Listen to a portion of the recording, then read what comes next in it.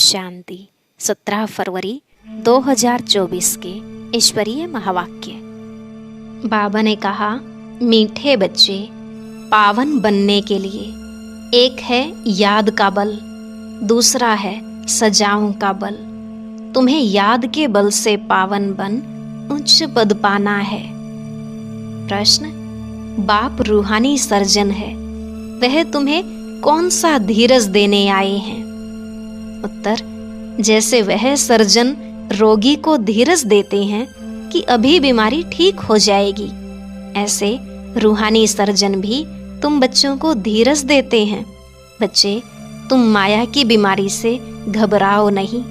Surgeon दवा देते हैं तो यह बीमारियां सब बाहर निकलेंगी। जो ख्यालात अज्ञान में भी नहीं आए होंगे, आएंगे, लेकिन तुम्हें सब सहन करना है। थोड़ा मेहनत करो, तुम्हारे अब सुख के दिन आए कि आए। मुरली के मुख्य पॉइंट्स। बाबा ने कहा, बच्चे, अभी बाप तुमको धीरज देते हैं कि इस छीछी दुनिया में तुम बाकी थोड़े रोज हो, फिर नई दुनिया में चले जाएंगे जहां तुमको कोई रोग आदि नहीं सताएगा। लेकिन वहां जाने के लिए लायक बनो। सिर्फ एक शिव बाबा को याद करते रहो तो स्वर्ग में जरूर आएंगे। पवित्र बनना है तो खुशी खुशी याद करो। भले कई बच्चों को निश्चय भी है, लेकिन याद न ठहरने के कारण कोई न कोई विकर्म कर लेते हैं। ध्यान रखो, अगर याद नहीं करेंगे तो पाप 100 गुना हो जाएगा, क्योंकि पाप आत्मा बनने से बाप की निंदा कराते हो। फिर बाबा ने कहा, 2500 वर्ष तक जो तुमसे पाप हुए हैं, उनको संगम युग के इन कुछ ही वर्षों में योग से भस्म करना है। इसके लिए और संग तोड़ एक संग बुद्धि का योग जोड़ो। अगर योग बल कम हुआ तो नंबर पीछे हो जाएगा। तुम सब आत्माएं नैया हो, तुम्हें इस पार से उस पार नई दुनिया में जाना है। यहाँ से तुम्हारा लंगर उठ चुका है, तो अब जहाँ जाना है उस घर को ही याद करते रहो।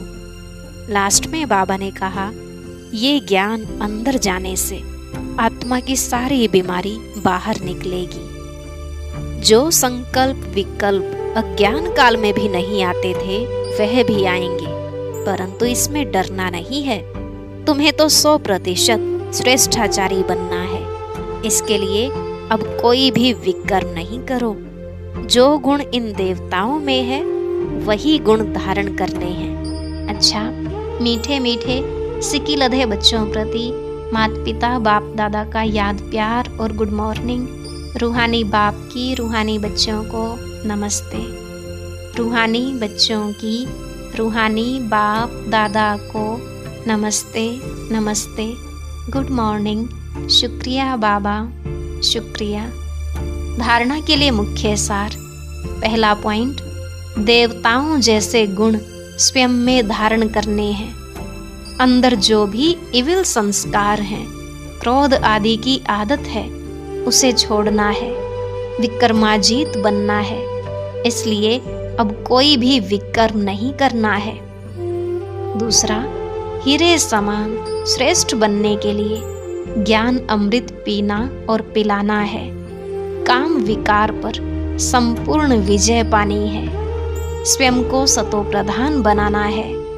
याद के बल से सब पुराने हिसाब किताब चुकतू करने हैं। आज का वरदान, बुद्धि को मेरेपन के फेरे से निकाल। उलझनों से मुक्त रहने वाले न्यारे ट्रस्टी भव। बुद्धि को मेरेपन के फेरे से निकाल। उलझनों से मुक्त रहने वाले न्यारे ट्रस्टी भव।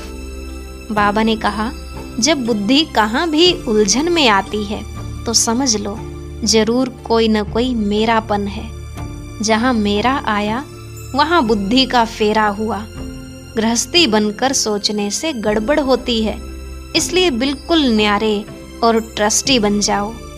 ये मेरापन, मेरा नाम खराब होगा, मेरी ग्लानि होगी, यह सोचना ही उलझना है।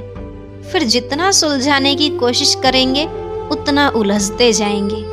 इसलिए ट्रस्टी बन इन उलझनों से मुक्त हो जाओ। भगवान के बच्चे कभी उलझनों में नहीं आ सकते।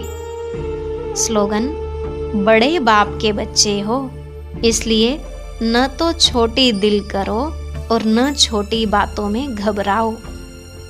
बड़े बाप के बच्चे हो, इसलिए न तो छोटी दिल करो और न छोटी बातों में घबराओ। ओम शांति।